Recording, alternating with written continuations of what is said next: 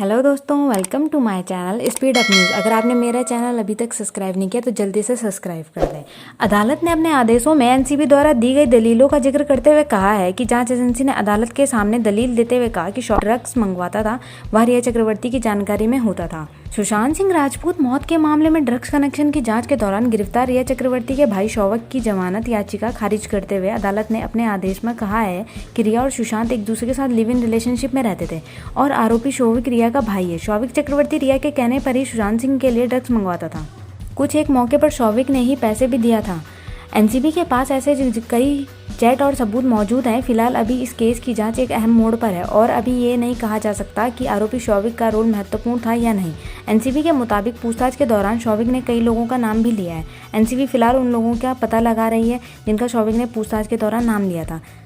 ऐसे में अगर आरोपी को जमानत दी जाती है तो मुमकिन है कि वह जिन लोगों के संपर्क में था वह उनको जांच के बारे में जानकारी दे दे और वह लोगों के पास मौजूद सबूतों को नष्ट कर दे, जिससे एनसीबी की जांच प्रभावित हो सकती है। लिहाजा जांच के इस मोड़ पर आरोपी शौविक चक्रवर्ती को जमानत नहीं दी जा सकती। अदालत ने अपने आदेश में एनसीबी द्वारा दी गई दलीलों का जिक्र करते हुए कहा कि जांच एजेंसी ने अदालत के सामने दलील देते हुए कहा है कि शौविक जो ड्रग मंगवाता था वह रिया चक्रवर्ती की जानकारी में होता था। अक्सर कौन सा ड्रग मंगवाना है और कितना ड्रग मंगवाना है यह रिया चक्रवर्ती ही तय किया करती थी और उसका पैसा भी रिया चक्रवर्ती ही दिया करती थी। इस मामले में एक और आरोपी सैमुअल मिरांडा ने कहा कि वह सुशांत और रिया के कहने पर ही ड्रग लाता था और ये रही बात पैसे की तो फिर वह सुशांत और रिया ही दिया करते थे।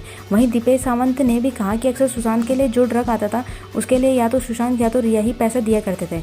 शौविक की जमानत याचिका का विरोध करते हुए जांच एजेंसी एनसीबी ने कोर्ट को बताया है कि 3 दिन तक रिया से पूछताछ के दौरान इन आरोपियों और रिया के आमने सामने बैठकर पूछताछ भी की गई थी और इन आरोपी ने आमने सामने आए तथ्यों की पुष्टि भी की थी। इस पूछताछ के दौरान रिया चक्रवर्ती ने भी इन बातों को स्वीकार किया है और यह भी माना है कि वो सैमुअल मिरांडा और दीपेश सावंत के जरिए ड्रग मंगवाती थी और उसका पैसा भी देती थी। इसी आधार पर एनसीबी ने कोर्ट में यह साबित करने की कोशिश की है ये सभी लोग एक ड्रग सिंडिकेट का हिस्सा है और यह लोग सुशांत सिंह राजपूत के लिए ड्रग मंगवाते थे। सुनवाई के दौरान एनसीबी ने कोर्ट को यह भी बताया कि आरोपियों के मोबाइल में व्हाट्सएप चैट, गूगल, लैपटॉप और हार्ड डिस्क की रिकॉर्ड को खंगालने के बाद यह पता चला है कि आरोपी ड्रग्स के लिए लगातार पैसा देता रहा है।